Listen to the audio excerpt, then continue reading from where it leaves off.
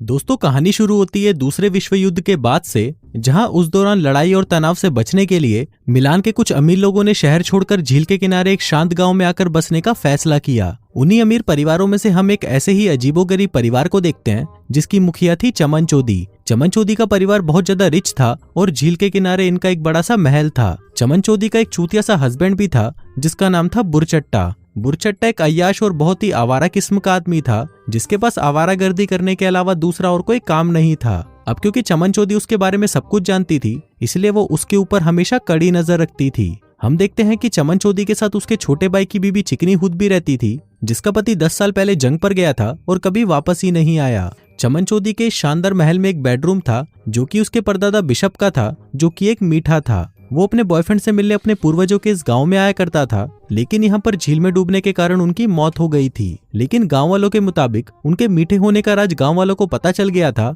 इसलिए उन्होंने बिशप का घोड़ा काटकर उन्हें नदी में फेंक दिया। हम देखते हैं कि बुरचट्टा अपनी आर्मी रिटायरमेंट के बाद काफी ज्यादा बोर हो रहा था, इसलिए वो अपनी पत्नी के पैसों पर ऐश करता है। वो अभी भी अपनी जवानी वाली जिंदगी ही जीना चाहता है, जब उसके कई लड़कियों के साथ मजदूरी वाले संबंध थे। साथ ही हम देखते हैं कि बुरचट्टा चिकनी हुद को मन ही मन पसंद करता है और उसके साथ मजदूरी करने के लिए कुछ भी कर सकता है, लेकिन अपनी पत्नी के डर के कारण वो ऐसा नहीं कर पाता। दरअसल बुरचट्टा पैसों के लिए अभी भी अपनी पत्नी पर ही निर्भर था, इसलिए उसकी पत्नी चमनचौदी हमेशा उसको दबा कर रखती थी। फिर एक दिन बुरचट्टे की मुलाकात दीनू दल्ला नाम के एक लड़के से होती है, जो कि लगभग चिकनी हुद की ही उम्र का था। हम देखते हैं कि दीनू दल्ला भी बुरचट्टे की तरह ही एक आवारा था। अपनी बोट पर झील में इधर उधर घूमने और अपने दोस्तों के साथ बकचोदियां करने के अलावा उसके पास भी कोई खास काम नहीं था। इसके अलावा वो अपनी बोट में ही रहता था। अब क्योंकि बुरचट्टा और दीनू दल्ले का नेचर एक जैसा ही था, इसलिए उन दोनों में काफी अच्छी दोस्ती हो जाती है, जिसके बाद बुरचट्टा उसे अपने घर डिनर के लिए इन्वाइट करता है। फिर रात को जब सभी बैठकर डिनर कर रहे होते हैं, तो यहाँ पर दीनू दल्ला समझ जाता है कि बुरचट्टे की इस घर में कोई औकात नहीं है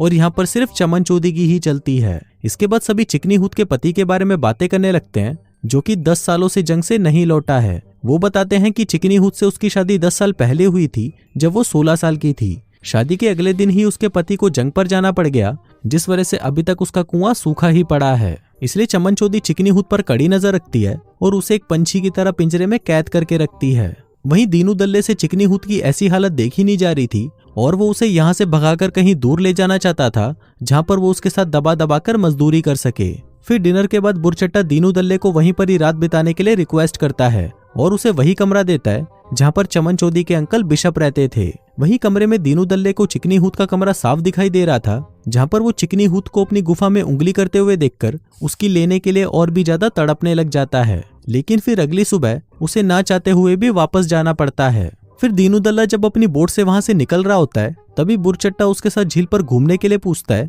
जिसके लिए दीनू दल्ला भी रेडी हो जाता है। फिर झील में काफी देर तक भटकने के बाद दीनू दल्ला बुरचट्टे को अपनी गर्लफ्रेंड के घर पर ले जाता है, जहाँ पर उसकी एक सहेली भी थी, जिस पर बुरचट्टा कई बार ट्राई करने की कोशिश करता है। इसके बाद वो सभी बोट पर नंगे होकर काफी एंजॉय करते हैं। यहाँ पर हम देखते हैं कि आर्मी छोड़ने के काफी सालों के बाद बुरचट्टे की लाइफ में ऐसा दिन आज आया था जहाँ उसने बहुत एंजॉय किया, इसलिए वो इस बारे में सोचकर काफी इमोशनल हो जाता है। फिर एक शाम दीनू दल्ला को सामान लेने के लिए बाहर जाता है और जब वो वापस अपनी गर्लफ्रेंड के घर लौटता है, तो वो देखता है कि वहाँ पर बुरचट्टा उसकी गर्लफ्रेंड के साथ मजदूरी कर रहा था। तभी पूछने पर दीनू दल्ले की गर्लफ्रेंड बताती है कि रात को बुरचट्टा सो नहीं पा रहा था क्योंकि उसे डरावने सपने आ रहे थे, इसी वजह से मैंने उसे अपनी गुफा में सुला लिया।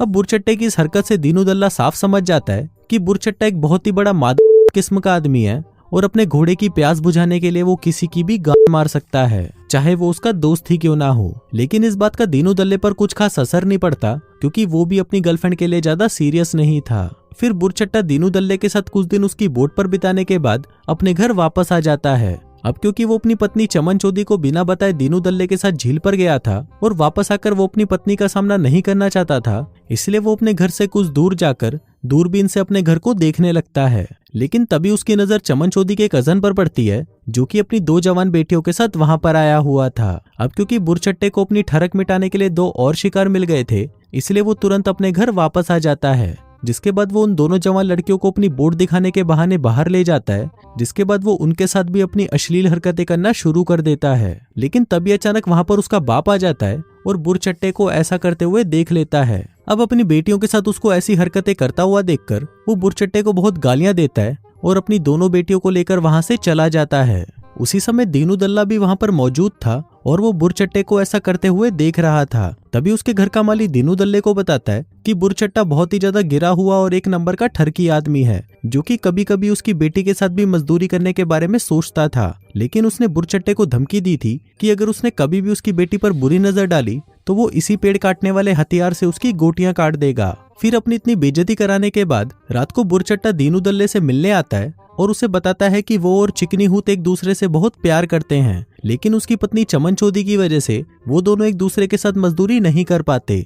अब क्योंकि बुरचट्टा चिकनी हूत के साथ दबाकर मजदूरी करना चाहता था, इसलिए वो दीनू दल्ले से रिक्वेस्ट करता है कि वो चिकनी हूत को उसकी बोट पर आने दे, और वो दीनू दल्ले को भी अपनी गर्लफ्रेंड को बोट पर बुलाने के लिए रिक्वेस्ट करता है ताकि चिकनी हूत को कंपनी मिल जाए। फिर अगले दिन हम उन चारों को बोट पर देखते हैं, जहाँ पर बुरचट्टा चिकनी हूत के साथ काफी मस्ती करता है। लेकिन इसी बीच हम चिकनी हूत और दीनू दल्ले को भी देख पाते हैं, जो कि इशारों ही इशारों में एक दूसरे को हिंट देते हैं और मौका मिलने पर दोनों दबाकर मजदूरी भी करते हैं। इसके बाद बुरचट्टा अपने और चिकनी हूत के लिए एक होटल में रूम बुक करता है, जहाँ पर आज उसके साथ मजदूरी करने का पूरा प्लान था। उधर दीनू दल्ला भी बोट पर अपनी गर्लफ्रेंड के साथ होता है, लेकिन उसको नींद नहीं आ रही थी, इसलिए वो देर रात तक शहर की सड़कों पर निकल जाता है, जहाँ पर घूमते घूमते उसकी नजर एक आदमी पर पड़ती है जो कि उसको बुरचट्टे की तरह लगता है, और वो आदमी बड़ी तेजी से साइकिल पर कहीं जा रहा होता है। लेकिन दीनू दल्ला इस बात पर ज्यादा ध्यान नहीं देता। फिर अगले दिन एक रेस्टोरेंट में जब सभी खाना खा रहे होते हैं, तभी एक पुलिस ऑफिसर आकर बुरचट्टे को एक बुरी खबर देता है कि उसकी पत्नी चमन चौधरी की झील में डूबने से मौत हो गई। लेकिन उन दोनों को देखकर ऐसा लग रहा था कि चमन चौधरी के मरने से उनको कुछ ज्यादा फर्क नहीं पड़ा। इसके बाद पुलिस भी चमन चौधरी की मौत की इन्वेस्टिगेशन में लग जाती है, जिस दौरान उनके हाथ एक लेटर लगता है जो कि बुरचट्टे ने खुद अपनी पत्नी के लिए लिखा था, जिसमें बुरचट्टे ने चिकनी हूत से अपनी प्यार का जिक्र किया था और शायद इसी बात से परेशान होकर चमन चौधरी ने आत्महत्या कर ली थी। जिसके बाद पुलिस इस केस को आत्महत्या समझकर इसको क्लोज कर देती है। फिर इसके कुछ दिनों बाद बुरचट्टा चिकनी हूत से शादी कर लेता है और वो दोनों अपनी शादीशुदा जिंदगी में बिजी हो जाते हैं। वहीं दीनू दल्ला भी अपनी जिंदगी में आगे बढ़ चुका था, लेकिन अब उसकी गर्लफ्रेंड से ब्रेकअप हो चुका था। फिर एक दिन दीनू दल्ला बुरचट्टे और चिकनी हूत से मिलने उनके घर जाता है, जहाँ पर उसे पता चलता है कि बुरचट्टे और चिकनी हूत के बीच रिलेशन कुछ खास अच्छा नहीं चल रहा। वहीं बीच में कुछ देर के लिए जब बुरचट्टा बाहर जाता है, तब चिकनी हूत दीनू दल्ले से कहती है कि उसके मुताबिक चमन चौधरी ने आत्महत्या नहीं की थी, बल्कि बुरचट्टे ने ही उसे मारा है। इस पर दीनू दल्ला कहता है कि उसे भी ऐसा ही लगता है, क्योंकि उस रात उसने एक आदमी को देखा था जो कि बिल्कुल बुरचट्टे की तरह दिख रहा था। हो सकता है कि शायद उस रात बुरचट्टा साइकिल से अपने घर वापस आया हो और उसने ही चमन चौधरी को झील में डुबाकर मार डाला हो। फिर एक दिन अचानक बुरचट्टे के घर पर एक आदमी आता है, जो कि कोई और नहीं बल्कि चिकनी हूत का फौजी पति चवन्नी छाप था, जो कि पिछले 10 सालों से लापता था। अब उसे वहां पर देखकर सभी शॉक्ड हो जाते हैं, लेकिन हमें पता चलता है कि वो यहाँ पर चिकनी हूत के लिए नहीं आया है, बल्कि वो इसलिए यहाँ पर आया है क्योंकि उसे अपनी बहन की आत्महत्या की खबर मिली थी।